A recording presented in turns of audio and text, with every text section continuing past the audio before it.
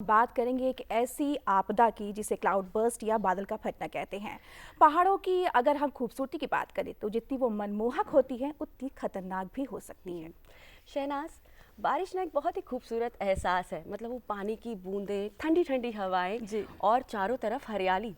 बिल्कुल। लेकिन अगर जब बारिश होती है और बादल एक ही जगह पर पूरा पानी गिराता है तो उसकी वजह से शहर, गांव और सभी कुछ जो है बहुत प्रभावित होते हैं। बिल्कुल, कभी ये बादल जो जीवन देते हैं अचानक से प्रकोप बनकर अपने साथ सब कुछ बहा ले जाते हैं, और इसी को हम कहते हैं क्लाउड बर्स्ट, यानी कि बादल का फटना।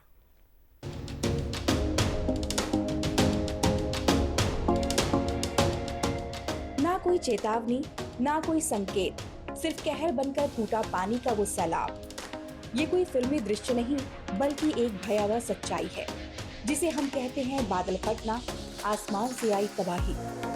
बादल फटना यानी क्लाउड बर्स्ट एक ऐसी प्रक्रिया है जब थोड़े समय में बहुत अधिक मात्रा में बारिश एक सीमित क्षेत्र में गिरती है। बादल का फटना एक ऐसी प्रक्रिया है कि जहाँ पे सडनली थंडर क्लाउड्स बनते हैं और उसके बाद एकदम से बहुत सारा पानी एक जगह पे बरस जाता है। और टेक्निकली अगर इसे बोलें तो आप ऐसे मानिए कि 100 मिलीमीटर पर आवर की रेट से जब पानी बरसता है तो उसे बादल फटना कहते। और बड़ी सी लोकलाइज्ड एरिया में, जैसे 25 टू 30 किलोमीटर्स की एरिया में। एंड अगर आप इसे और अच्छे से समझना चाहें कि इसका क्या इफेक्ट है, तो आप ऐसे अगर 25 रेनफॉल 1 स्क्वायर किलोमीटर की एरिया में गिरे तो इसका मतलब है 25,000 मीट्रिक टन पानी इकट्ठा हो जाता। तो अगर इस हिसाब से 1 लाख मीट्रिक टन अगर पानी इकट्ठा हो गया तो सारे नदी नाले सब बह जाते हैं। सो इसीलिए कहते हैं कि बादल फटना ऐसे है जैसे आपके ऊपर ना, जैसे पानी एकदम बकेट से डाल दिया गया आपके। हमारे देश में सबसे ज्यादा बादल फटने की घटनाएं हिमालयी क्षेत्र में देखी जाती है, जैसे उत्तराखंड, लद्दाख, हिमाचल प्रदेश और जम्मू कश्मीर। ये मॉनसून सीजन में क्या है कि इस समय हवा में बहुत नमी है, मॉनसून की हवा में, और ये गर्म हवा है। ये हवा जब हिल्स में पहुंचती है तो एक बड़ी अच्छी सी प्रोसेस है जिसे कहते हैं ओरोग्राफिक लिफ्टिंग, कि हिल्स पे ये हवा ऊपर चढ़ना शुरू होती है, बिकॉज नीचे जा नहीं सकती और हवा का स्वभाव है कि ये कहीं ना कहीं बहेगी। तो ये हिल्स के ऊपर जब जाती है तो उस समय ये ठंडी होना शुरू होती है, और ऊपर जब पहुंचती है तो वहां पे ये ठंडे उससे ना हवा से मिलती है, और जैसे ही ठंडी हवा से मिलती है तो ये वेरी रैपिडली कंडेंसेस और थंडर क्लाउड तैयार करती है और सारा का सारा पानी वहां पे बरसने लगता है। जलवायु परिवर्तन इन घटनाओं की तीव्रता और आवृत्ति दोनों को बढ़ा दिया है। जैसे जैसे धरती गर्म हो रही है, वातावरण में अधिक जलवाष्प संग्रहित हो रहा है।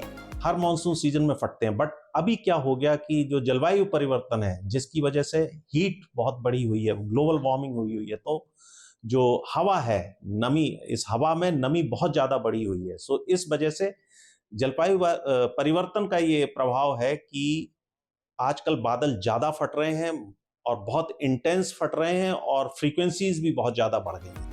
बादल फटना कोई अचानक घटने वाली रहस्यमयी घटना नहीं, बल्कि इंसान और प्रकृति के बीच बिगड़ते संतुलन का एक परिणाम है।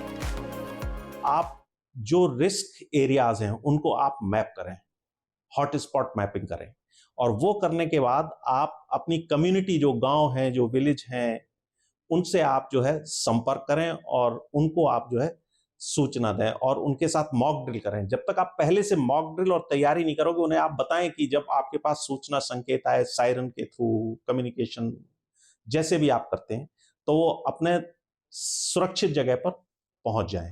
असली समाधान तभी संभव है जब समाज, सरकार और विज्ञान तीनों मिलकर काम करें।